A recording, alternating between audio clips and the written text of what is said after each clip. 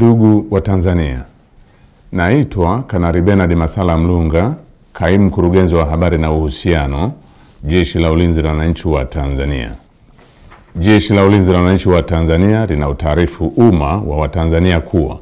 linaendelea kufuatilia kwa karibu na kutathmini hali ya ulinzi na usalama nchini katika kipindi hiki cha kuelekea uchaguzi mkuu unaotarajia kufanyika tarehe 28 na tarehe 29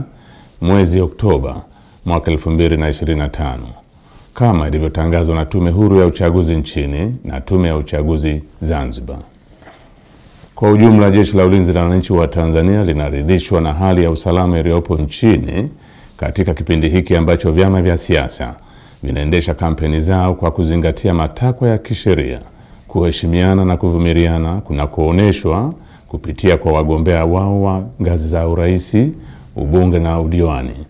Jeshi la Ulinzi la Wananchi wa Tanzania linaviomba vyama vya siasa kuendeleza hali ya amani na utulivu wakati wote wa kampeni, kupiga kura na baada ya kupiga kura. Katika hatua nyingine, Jeshi la Ulinzi la Wananchi wa Tanzania linalipongeza Jeshi la Polisi na vyombo vingine vya usalama kwa jinsi vinavyoendelea kusimamia hali ya usalama katika kipindi hiki cha kuelekea uchaguzi mkuu.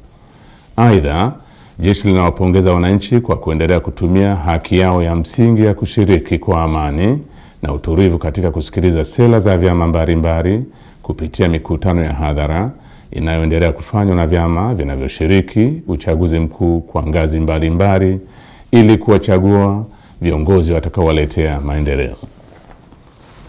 Pamoja na hali ya amani na utulivu iliyopo, bado kumeendelea kujitokeza baadhi ya watu wanaojiita wanaharakati kutoka ndani na nje ya nchi kutumia mitandao ya kijamii kupotosha umma kwa kuweka maudhui yenye kuleta uchochezi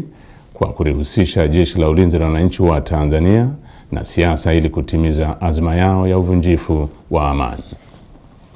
Jeshi la Ulinzi la Wananchi wa Tanzania linaomba umma wa Tanzania kupuuza machapisho au taarifa ambazo zimekuwa zikionekana kwenye mitandao ya kijamii.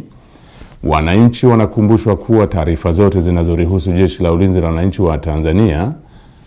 zitatolewa na makao makuu ya jeshi kwa utaratibu rasmi na mawasiliano ya Jeshi la Ulinzi la Wananchi wa Tanzania na umma. Jeshi la Ulinzi la Wananchi wa Tanzania likiwa sehemu ya vyombo vya ulinzi na usalama vyenye dhamana ya ulinzi nchini,